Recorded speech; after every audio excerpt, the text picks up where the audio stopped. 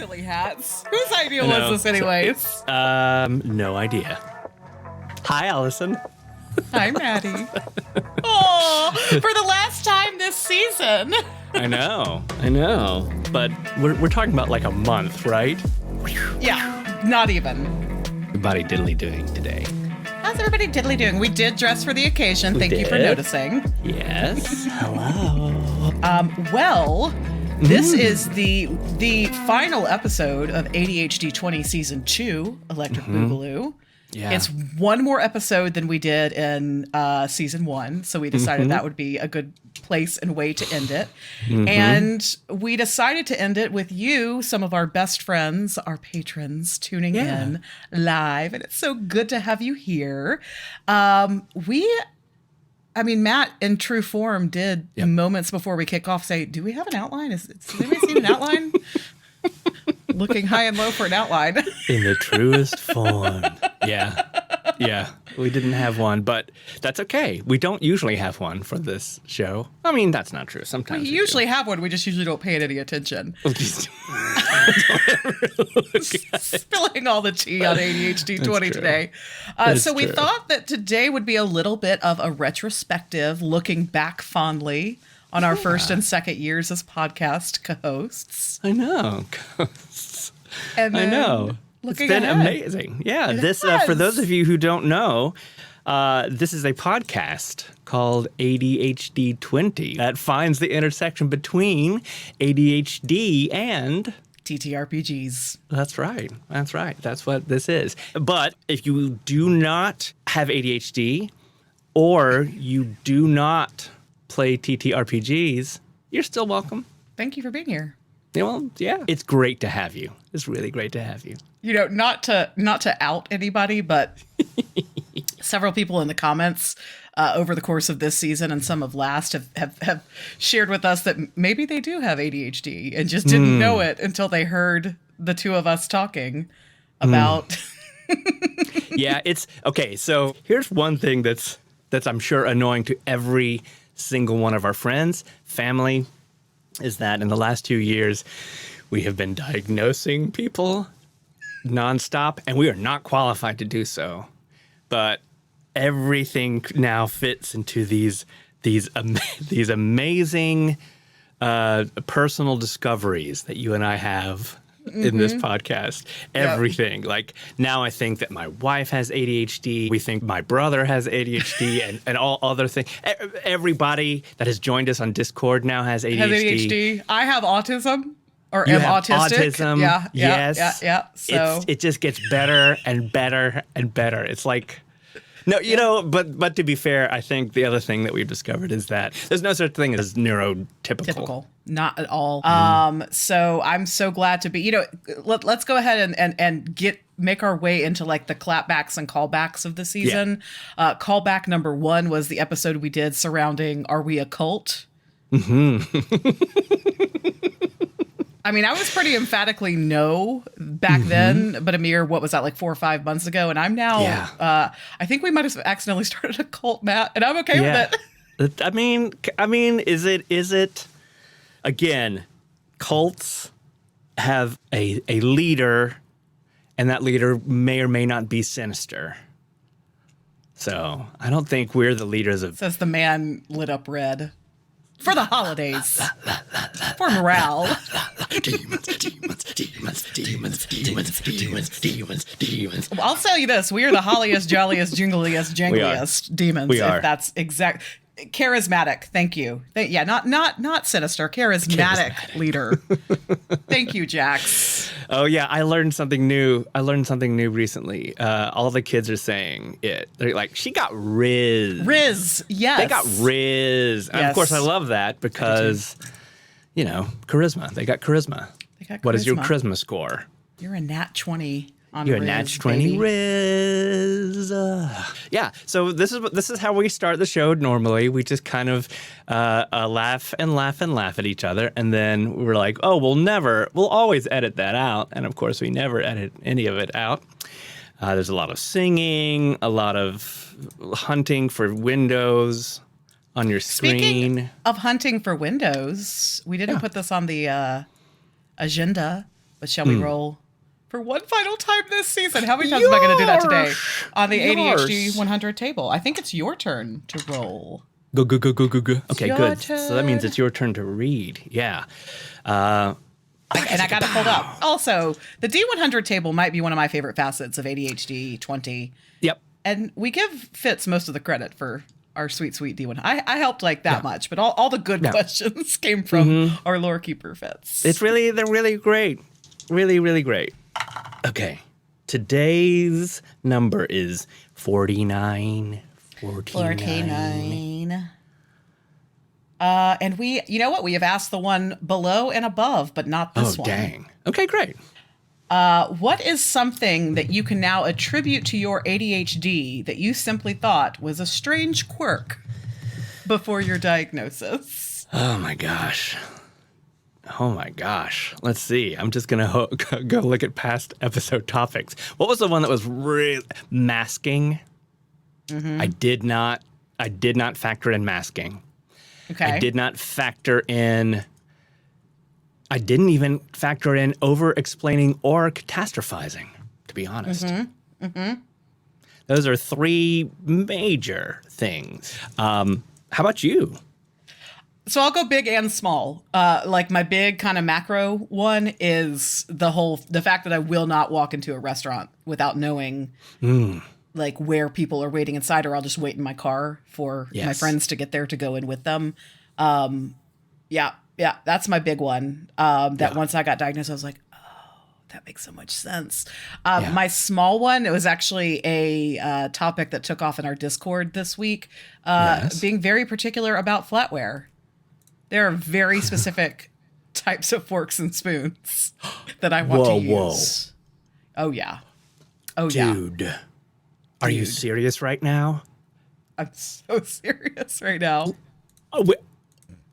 I cannot use the smaller forks. I cannot use, they're just a little bit too small. Yeah. I can't do it. It bugs the right the answer. shit out of me. That's an ADHD thing? That's an ADHD thing. That is such a neurospicy thing. It hurts.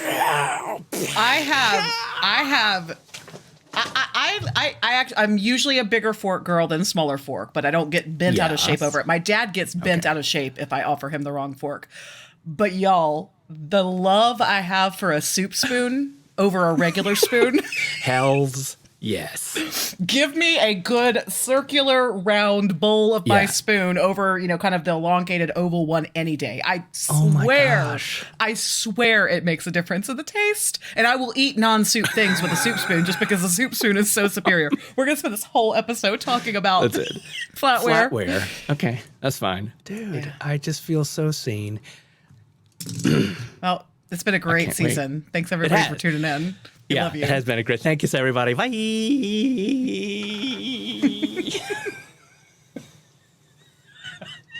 All right, let's get to business. All right, Matt.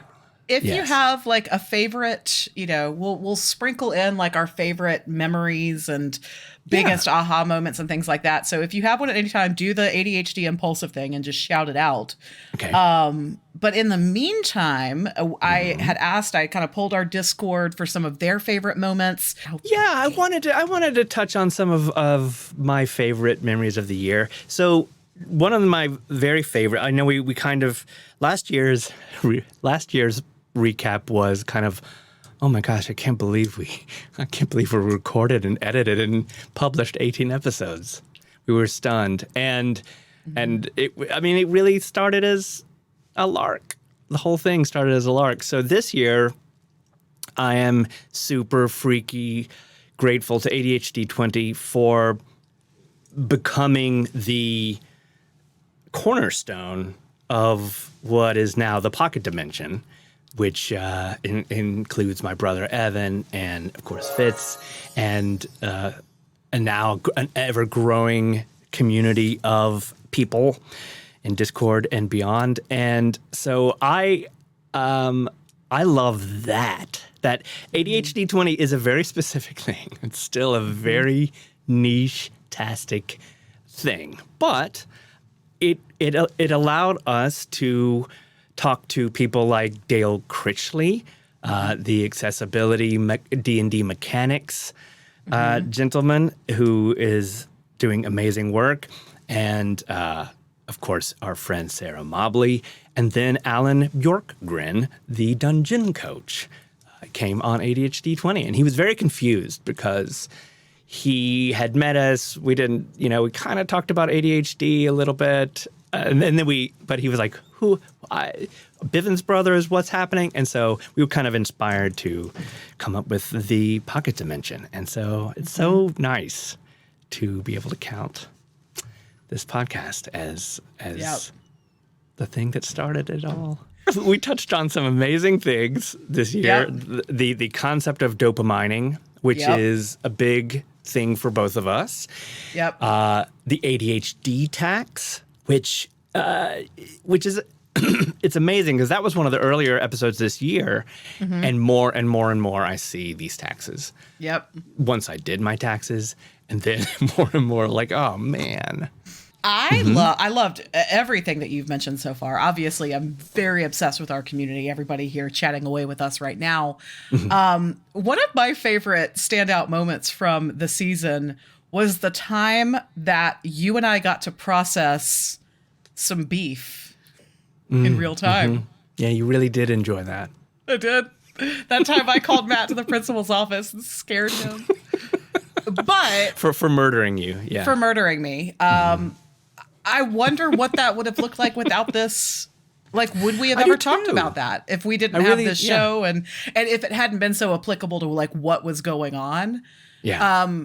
Would I have ever addressed that with you, or would I have just sat and pouted and, felt rejected and weird and bad? Similarly, having my brother on, now I've known my brother for 50 years almost, and I was just gobsmacked by a lot of the things that he came on and talked about. It's some very personal things and things that I didn't realize, and ways that he relates to us and that we relate to him. And I think that our relationship has gotten better since, at least in, not that it was bad, but just in a way to go, right, I can go back to the episode and think, oh my gosh, right. I did not know that was part of Evan's spicy brain things, right? Yeah. Evan was also one of my highlights, just because, he's obviously one of your best friends. He's one of my best friends. We spend a lot of time together. Yes. And I loved getting to know somebody on a whole new level that I thought I knew extremely well already. Yeah. Evan, Onion Boy, that one. Just all the layers and surprises and nooks and crannies for cool things to hide inside of. Layers and layers. And then having Sarah on was amazing because I only know Sarah in a performance level, right? I'm in a group with her, an improv group. I didn't know the day-to-day. I didn't know her day job, the business socks, when she puts on her business socks. I didn't know that. And she came and she had like freaking printouts, charts, incredible. And readouts. It was incredible, and I still have those, and I still go through them when I worry about myself. That was to see her mind was an amazing thing. One of my highlights of 2023 was meeting Sarah after getting to meet her through ADHD. Oh, yeah, when we were up in Chicago, that was super duper duper fun. That was right before we went to GaryCon. And then we had a live show sort of with Fitz. That was really fun. We came back and we realized, oh my gosh, we talked about this thing, but then we get there and we come back with COVID, but we still love Dungeons and Dragons. We still love all of this stuff. And that was that was like a 6 or 7 year long dream realized for me, getting to go to the Mars Cheese Castle in Kenosha, Wisconsin. You can do it. I know you want to do it. Go for it. Can I do it? Yeah, go for it. Oh my God. The Mars Cheese Castle in Kenosha, Wisconsin. It is so many rooms of just cheese on cheese on cheese. So many kinds of cheese curds. You would just not believe. Okay, thank you. Thank you for letting me shake that out of my system. Yeah, it's good. You did it. That's wonderful. Wonderful. Yeah, I mean, there's so many things. Procrastinating and catastrophizing and over-explaining. I feel like I've had the best conversations with people. So let's dive into a couple and let's just do it. If we think of other memories and favorites and not so favorites, blurt them out. Yes. So our friend Jax, I'm gonna open up with my favorite question that she asked. Okay. How do the holidays affect your ADHD? And or how does your ADHD affect the holidays? Do you get overwhelmed or overstimulated this time of year by all the hustle and bustle? I know I do. She says. Excellent question. I think my answer to this goes along with the spiritual practice that y'all have heard me also simultaneously be on, which is has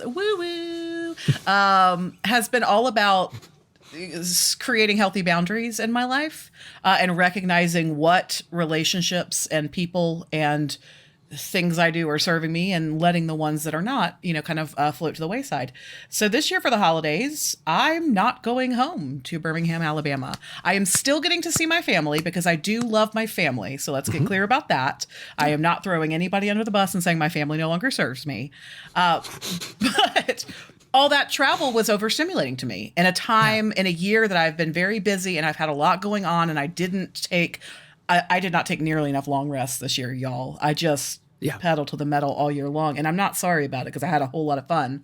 But I realized that trying to fit a trip to Birmingham for a couple of nights would have catapulted me into overstimulation. Yes. So finding the freedom just to call my mom up and not make excuses or pussyfoot around this, but just say, hey, could you come meet me in Atlanta instead? Could we do that?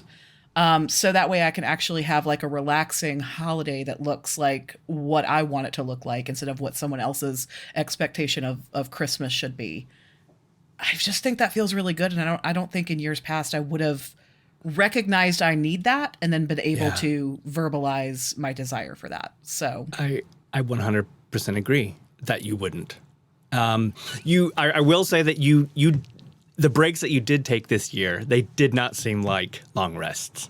They were still very social. And even you were trying to chill, you were not really chilling. So you would come back and say, I need a vacation. So I think that I was so proud of you when you said, I'm going to just chill for Christmas, and I'm going to just do what I need to do. But I also love that you get to see your mom and dad. And dad. Yeah. I also get to see Fitz. We are going to go take a long rest. We have rented a house with nothing on the agenda but walking around and eating good food. And that is a long rest. Stomping that is. And eating. That is how we both recharge. And eating and stomping. And this is on the beach in Charleston. Yeah. We got a house on Folly. You will not. Yeah. Just exactly. Don't accept any socials. Just don't do anything. We're not gonna. Good. That's how you know you found a true friend is the people that you can just do nothing with. Yep. And Fitz, you're a true friend. We ain't gonna do shit that week. It's gonna be great. Yep. I also I have a very big Christmas coming up because it's a brand new experience, Jax. I'm very excited about it, but it is it involves flying, which is I haven't done in years. I haven't done brave man forever to fly during the holidays. I mean, it was a choice. It makes the most sense, but I will have stress about that. I will definitely have stress about flying. I just will. That's okay. And then we're going to be in a new home. We're going to be in Evan's and his wife Elise's home. So that's all going to be new. And my mom, that's going to be new. And her sister and brother-in-law and all these things. The good news is that they hit a point in the day, they'll just say, hey, it's chilling time. It's pajama time. What is it? Yeah. It's Cozy Pants o'clock. Cozy and Pants it's o'clock. done. It's Cozy Pants o'clock. Thank And, party is over. And I am looking forward to that because they're very good at that. And I'm in their own home, I'm sure it's going to be the same. So once I get there, it's going to be fine. Jax, thanks for thinking of me. But yeah, it's hard. I definitely get packing and but once I get there, it'll be great. It'll be great. It's gonna be great. Overstimulated at the holidays. That's us, Yeah, but not it really. is. But for that reason, that was my point. For that reason, Lindsay and I took Thanksgiving off. We rented a place. We went out on our own. We did not see anybody. It was just the dogs and us. We had your Charleston on a marsh in Michigan. So I think that allowed me to kind of be totes goods. Totes goods. Totes. Which no one says. And there. Felt Evan bad. says, Cozy Pants, pimento cheese. What else do you need? 3 question marks. It's true. Nothing. What else do I need, brother? Ding. I'm so glad y'all have each other.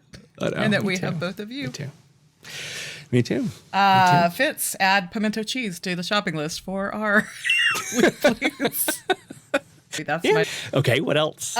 So Mike, another one of our pocket pals, right, he said, I think for me, the aha moment was somewhere within the first 5 episodes of season 1. Here I am listening to this podcast and realizing that a lot of the weird things I do aren't really weird at all and are in fact fairly common, like having strong preferences for forks. He didn't add that last part I just did, but it fits here. And Mike was definitely part of the great fork debate. So yes, we see you, we hear you, we honor you, Mike. And as for the question, what's next for ADHd20? What are the crazy, outlandish, super exciting goals that you have for the podcast? And as a follow-up, how can we help y'all achieve those goals? Well, you already are, number 1. We have lots of goals for this year. We had a meeting yesterday. Wow, you've got all kinds of sparkly, delicious things. What was I just saying? We had a meeting yesterday. We had a meeting yesterday where we started to talk about these goals. It is a member of the Pocket Dimension. It has a very big birthday, so that is high on the list, is celebrating this birthday, because AK's and mine was celebrated last year by meeting together. It was kind of the origin of our home brewed world and many other things, just playing together for the first time. And I feel like we just learned and grew a lot. So that's definitely on the books. But as far as what we want to do with ADHd20 and the Pocket Dimension, there's so many things.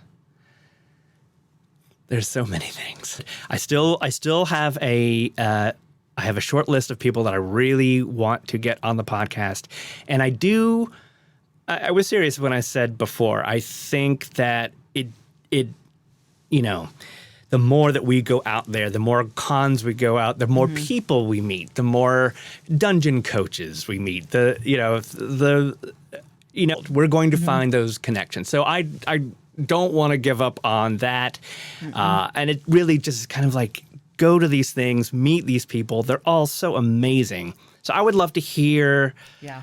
For this podcast, I really would. I think in our first episode, we had like a dream guest list, and I want to just keep getting closer to that because then we can find more of the friends. We love the community. We want to keep it small enough for us to still get to like know everybody and play the games and things like that. But yeah, it wouldn't hurt our feelings to grow the channels a little bit more.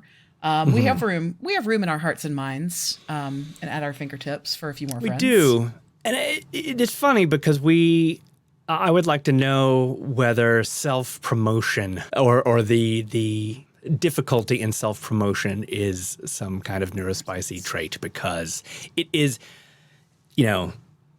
I am a YouTube content consumer as well. So I know that when people say, hey, like and subscribe, at first it was deeply annoying, and it's something to make fun of, right? It is going to be, I've said it before, I think that in the future, there'll be so many people making fun of the YouTube videos, so many, and making fun of us. Unfortunately, right now in 2023, if we hit 500, then a lot of things change, and then I get it now, Yeah. I am convinced. I am manifesting this live on the air, friends. Yeah. We're going up and over 500 in 2023. Yeah. Over. Bring it. 504. Why stop there? Why limit yourself, Maddie? 5. Keep going. 7. I'm not even putting a number on it. I am just expanding our reality. So yeah, that, and then I think a dream of mine still, I think we had it last year. This year was our go out into the world of TTRPGs and see if we still like it for real, like on that level. And we did. We absolutely do. So I do want to sit down at a panel of a con within the next 5 years. I want you and me to sit down. I want to hang out. Yep. So y'all are already, I love that you asked that, Mike, that you asked, like, what can y'all do? And really, truly, you were already doing it. Like, being here. Yeah. I know that things like Discord can get overwhelming. I know that there's a million creators a minute asking for your social currency in the form of attention and your dollars. Yeah. So the fact that any of you guys are here all in our Discord, much less plugging away on Patreon. And that is actually one of my other asks that I do have of anybody tuning in both live and later. What makes you want to support somebody on, with both your attention and your dollars? What can we offer to patrons? We've talked about Tabletop Phoenix had a great idea for us kind of building a Pantheon. It's always been one of my dreams to make a platform for people who want to play on live streams to get that chance. And so we've talked about this world, that is our homebrew world of Psygea, opening it up and having some of y'all come and play in it with us would be super fun. And you're already doing that on the one shots, but let's do some live streaming together too. But what makes that investment worth it? Right. It's an open conversation. You don't have to answer it right now, but anytime, either drop us, a private message if you don't want to post it publicly, or go into any of the channels in Discord and start a discussion about, I'd really love this. This would, or my friends and I were talking and they would be interested in this. Yeah. We want to hear from you because we have our ideas, but y'all's are probably better. All right, let's move on to some more questions. Okay. These are so great. Thank you guys so much. I love this question from Galaxy Fox in our Discord. How does being neurodivergent impact character creation for tabletop role-playing games? I mean, Matt already mentioned Dale, and that was so... I don't even have the words for it, to have somebody who is so invested in the space of inclusion and accessibility in TTRPGs. So it makes me want to help lift his voice and others in the room like him. For me, I think that, we've talked about this a lot before, that every character that you create is in some way tied to you, whether you intend for them to be or not. So it really is this self-exploration tool. And God, it was so neat to begin. Chimerical's the character that I've played for the longest. She's now the one that's died at Matt's hands. Love you. And she will die again. Oh, you guys! Wow. Well, sorry, I don't know what that was. Demons. Totally just lost my train of thought on that. Sorry, anyways, but once I realized the problem with her. Not a problem, but what was going on. The problem with the miracle. ADHd20, the podcast where we wonder what is our problem. What is our problem? But realizing that both Alison the player and Chimerical the character was having this a hard fought internal battle, just lit up by RSD, and so I do to your kind of question, Galaxy Fox, on that note, now as I've been spinning up new characters, it's forced me to think, when I spun up Benny, You guys all made fun of me because I picked charisma, because I always pick charisma because I think it's fun to play charisma. I love that Riz, yo. Ew, that felt weird to say. I didn't like that. I'm not going to say that again. But what does charisma mean? And how do we not be boring? Because charisma doesn't always have to be the face. And how do we find these levels and make it exciting and interesting? That one shot was, kind of our debutante ball of coming into the live play, actual play world. So I kind of in the back of my brain knew I wanted to play something that was not only fun for me, but might also be interesting for other people to watch. And so I think that my neurospiciness helps with that when it comes to character creation. Yeah. I hope. I mean, the more comfortable you get in your skin as a human being, I don't care who you are, the more comfortable you are, the more that you understand, the more that you realize you're not alone. These are all things that you want to, I think you would want to put into a character. So it like invades your play, because I could see where you would,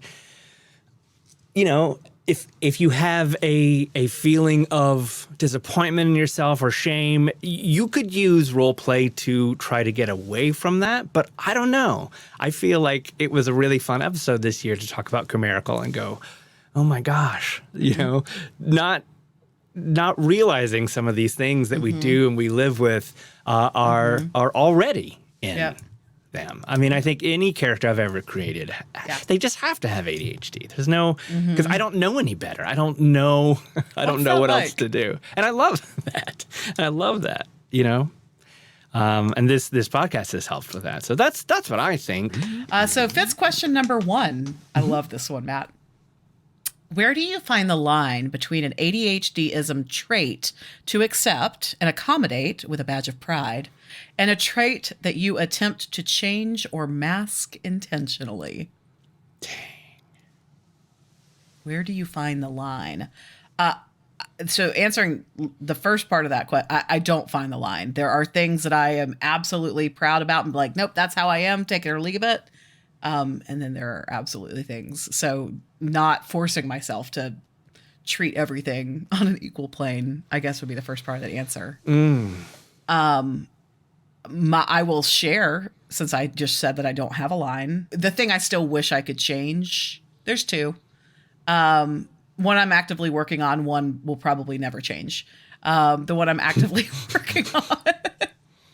The one I'm actively working on is the whole impulsive, interrupting, listening to understand instead of to respond. It's a tough one. Because that would make me a better friend. It would make me a better player. It would make me a better GM. It would be part of everything I want to be. So yeah, actively working on that. Don't like that I do it. Don't think it's cute. Don't want to do it anymore. And messiness. I'm just a messy human. And sometimes it's funny to be like, oh my God, here comes Alison, the hot mess. I'm such a trash panda. Blah, blah, blah. But like...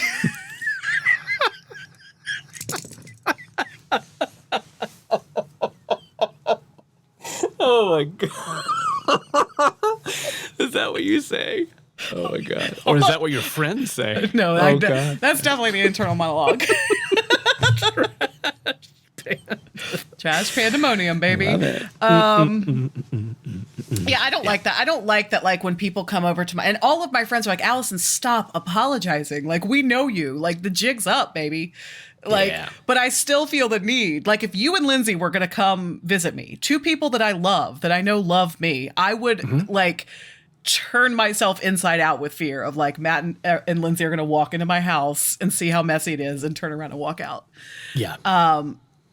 The fix there is to just be less messy, but... Yeah, I know.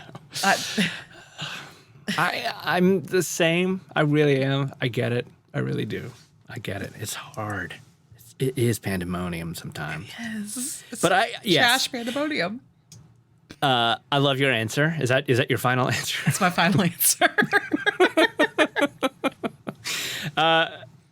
I would say it's such a good question, Fitz, that I really think that between coaching, ADHD coaching, and this podcast, and then other people that I have met and talked to, between all of these things, And the more that I discover that the reason I don't like the small fork is possibly something happening in here.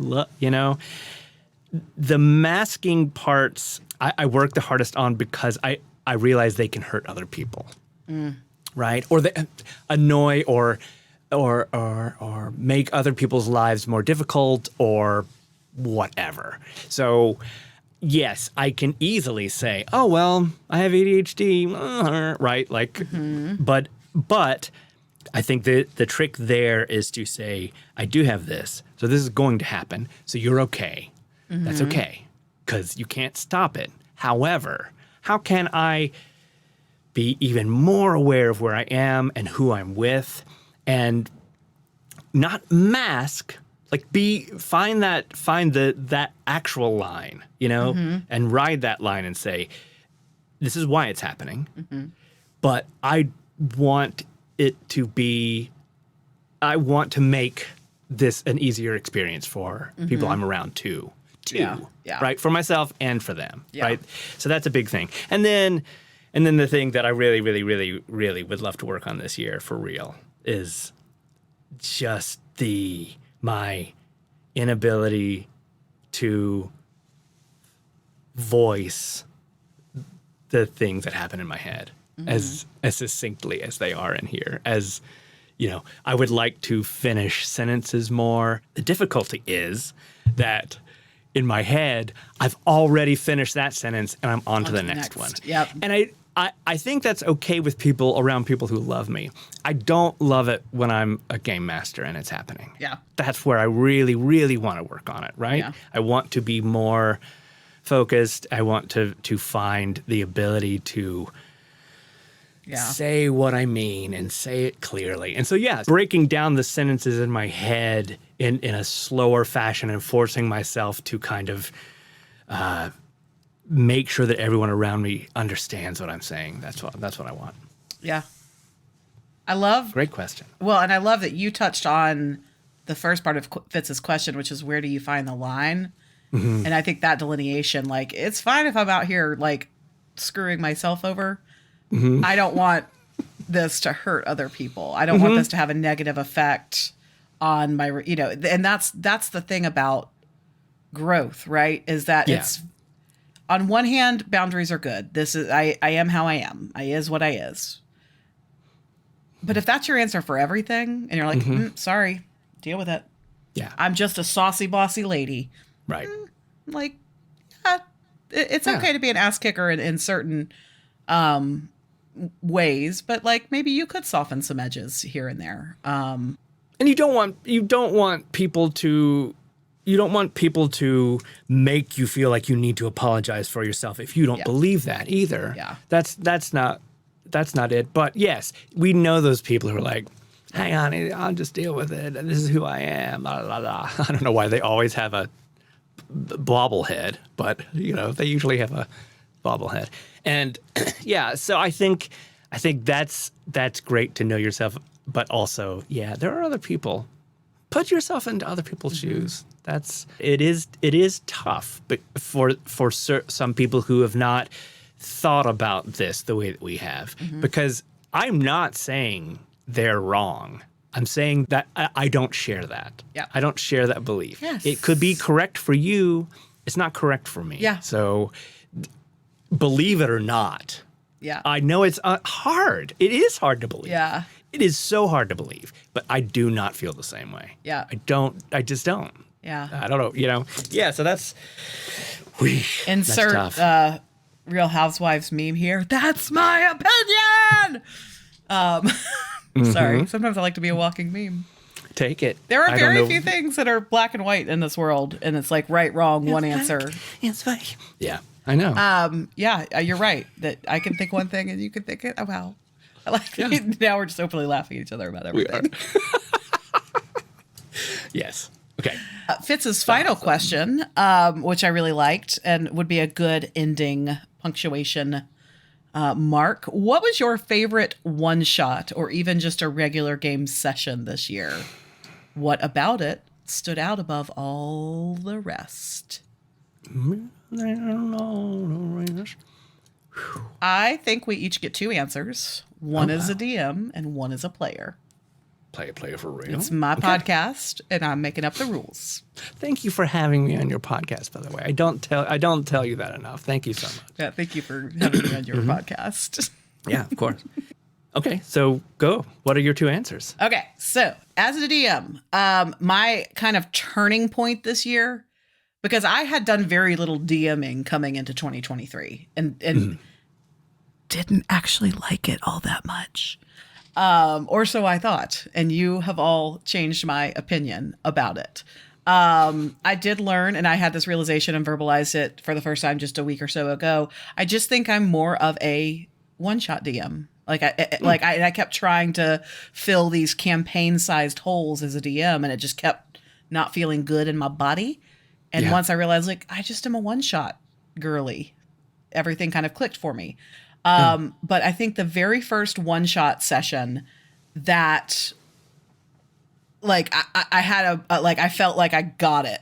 I got this. I felt confident in what I was doing, was the Harmony of Discord one-shot. I did 2 sessions of it. I had done, I think the very first one that I had done was Battle for the Hottie Hive. If you were in that one shot, I am sorry. I had no idea what I was doing. And I was so, I had spent hours and hours and hours preparing for that one and still felt woefully unprepared and I just wasn't delivering a good enough product. The next one was the Journey to the Forbidden Vault. And that one was pretty fun. That one I was okay, this is starting to click. It's cool to play with strangers. That's less scary than I thought it was going to be. But Harmony of Discord was the one shot where I felt empowered enough to make my own decisions, to come up with these kind of weird things to throw at my players. I had knowing who was playing in that session, I had put in some funny little things to taunt y'all with. Yes. And I remember your feedback, Matt, specifically, and it made me go oh, I should do more of this, was around strong start. That's important in a campaign and a one shot to kind of come out of it doesn't necessarily mean come out in a combat, but you had also remarked that since I am the self-proclaimed combat gremlin, I had come out of the gate swinging in that one, and it was fun. And it kind of showed you guys immediately what you would be fighting against. So I think that was my favorite, okay, I can do this. And every one shot that we've done since has been a little bit easier for me. Yes. Honorable mention was the one that you and I co-wrote. It was fun to partner with you on that. Obviously, anything we do together is going to be more fun than anything I do on my own. And had this idea of maybe we could start producing one shots and put them out for the world in an ADHD friendly fashion, so that people like us can feel empowered to do more themselves. Do you want to answer your DM one, or do you want me to go? Well, that was actually going to be mine. The Spice Willow Haunting of a Spice Willow Manor. For those reasons, I would not. I know it's not a perfect. It's not a perfect module. It's not a perfect one shot, but working with you, I saw that we could make something happen. We really could. You are, who just said this? Jax. You are a great DM, and you're a really great one-shot DM. We haven't played a campaign together, so I wouldn't know. But you're so good at organizing a 3 to 4 hour experience. And so I loved having those guidelines and then adding weird, darker stuff here and there and plot and things that I'm going to... So I really hope in 2024 that we work on and maybe even release a first ADHD-friendly one-shot. Yeah. I think that would be amazing. And you had some amazing ideas of how that would be. So yes, that was my GM one. Good answer. Your players always surprise you. It's always the thing you throw in there that they are tell me more about this chair. My favorite, I've had a lot of hits playing. I've had a lot of great moments. But I'm gonna give, and maybe because I'm the type of person that like, like my favorite thing is whatever have consumed most closely, I loved playing in especially part 2 of the Shadows Cast and Embertide. I loved the idea. So first of all, for those of you who have been paying attention for any amount of time, you know that I am the one that hates newness. I get so scared. Yeah. I get so scared for anything new, and was nervous about picking up a new game and playing it for presumably the world to see. All the world, the whole wide world.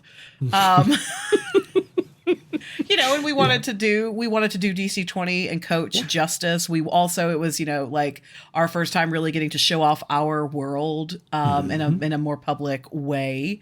I loved building characters from scratch on camera and like letting everybody be part of that process. That was something that I had a hunch was going to be fun, and it was way more fun than even I thought it was going to be. Yeah. And part 1, I think we were all kind of like finding our rhythm, and we were all like a little bit nervous and getting into it. But man, I felt like by the time we get into part 2, we were just like sprinting at that point. We were soaring. And it just felt really good to share our world, to share our characters that we had created live, and then just to share our antics, to let people see like that really is what it's like to play. Like Evan is like that. That is how Evan plays. Yeah, that's it. Right. That's what Fitz does when we play. And so. And that is, whenever somebody says, why are you not just writing a book, reading a book, watching a movie? Why are you spending 4 hours playing a game? It's because Evan is at the table. Fitz is going to go try to kill some mutant raccoons. And then dice are rolled. Yeah. That change everything. That can change every single thing. But yeah, I mean, it adds, I mean, that is life, right? Life is random. Life is chaotic. Yep. But to be able to have that little capsule so maybe that's my favorite thing. Maybe that's my favorite thing is just for those 3 hours, good game, bad game, whatever it is, you're kind of like putting the best of you into that thing with all the randomness, and it's amazing. So fun. What was your favorite game as a player? I'm going to go with the first time that we played DC20 with Coach, the Dungeon Coach. And I'm not saying that because like it was, immediately the best game we had ever experienced. It was one of them, certainly. But like it was just I had heard about him online, and he seemed like a swell fella. And then going there, and we had played a bunch of really bad games, and I just wanted to end Gary Con on a high. And we sat down, and the environment was correct. It was not too loud. It was later at night. And just watching his brain kind of open. He is a great dungeon master. He really is. And watching his brain kind of open up and share this thing, I thought was going to be another Tales of the Valiant, another sort of 5e thing, which I, like I've said, would have been great. But I think that was very fun, and I enjoyed it. But then what it then meant for us all as a team moving forward, to have him on this show, to be able to reach out and to say, well, look, we are doing what we want and we have set out to do in 2023, which is get out there, go to these conventions, see if we like it, meet people, get to know people who are as crazy passionate about this world as we are. And he is one of those, he is one of those people. And so I think that was a high for me. Yeah. And plus it was a really great one shot. I will say this, it was a better one shot than the subsequent one and the one that's in the alpha. I'll just side note, that's a spicy take. But that was a really fun thing. It had a lot of dimensions to it. We were kind of in this forest thing. There There were running goblins on wolves and stuff. So Swinging from trees. Swinging from trees. I would say that was a highlight for me this year. Yeah. Yeah. Fitz says that game was the origin of a lot of what came. Exactly. Thank you. That's a way better, of course, way better way of putting it than this over-explained mouth. But yes, it was the origin of a lot of things that came. Yeah. Y'all out there came. We would not know you if that game hadn't happened. We would not have been as inspired to do what we did this year. Yeah. And that win it for me. Everything that you said, all of it. Yes. All of it great. All of it wonderful. And also it scratches one of my like cornerstones of my spiritual philosophies, which is what is meant for you will not pass you by. Right. You don't have to chase anything. Like it's all just coming to you. And when I think back about that, there was no reason that session should have caught your attention. Right. It wasn't particularly well labeled. We've talked about this. The UX of the Gary Con sign up was abysmal.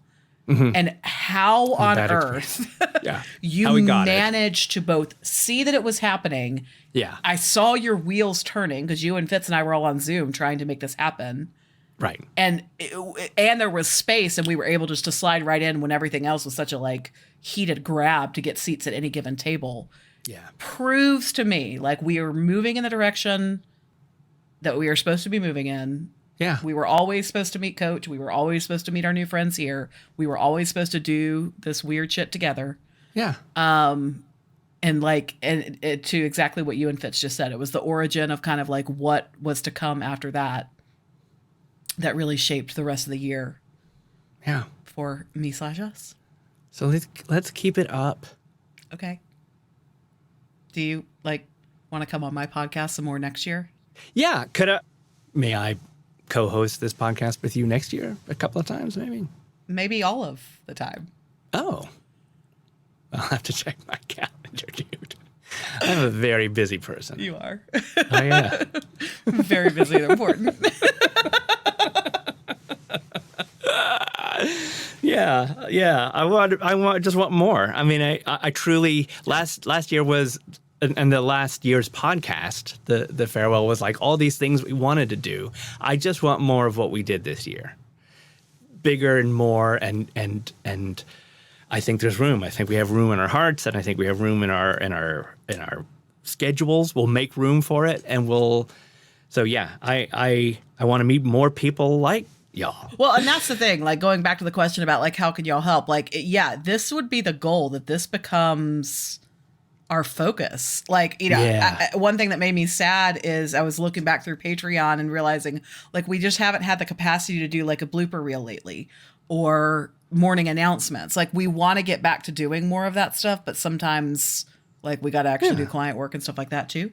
And we know that we're lucky. Yeah. We know that we're super lucky, and we've said that we would still be doing this podcast even if we never make a dime for it. And that's totally true. So, but yes, please, let's all work together to let this be a bigger thing. I'm not saying I want that, like, we need to make all the money in the world doing it, but I am saying I want to do more of it. And in order to be able to do more of it, we have to replace some income with some different streams. That's cool. I would love it if we could put these out, like what if next year we could have like 24 episodes of ADHd20? I think we should at least get to 20. That's the goal. We did 18, 19. Next year we are on par for, especially if we start recording in 2023. Yeah. Man, what a favor we are doing to 2024, Matt and Allison. But I want a bonus reel to go with every episode. Hell yes. Well, friends, thank you for joining us live, those of you who are able to. Thank you for joining us recorded, those of you who are listening back now. Mm-hmm. Thank you for liking this podcast and listening to it and then, thinking about it with us. And it's just so great. It's the best life. Yeah. I agree. Yeah. So thanks. See you in 2024. See you in Well, I'll see you next week, but the rest of 2024 coming at you, and it's sneaking through the thing, and it's sneaking through the grass. It's gonna get you. It's gonna But the silly hats didn't fit on our heads with our headphones. ADHd20 is a creation from the Pocket Dimension, a multiverse where we explore neurospice, Rolling dice, and so much more. Come chat with us in our Discord server, open to all. The join link is in our show notes. Ready to level up your support?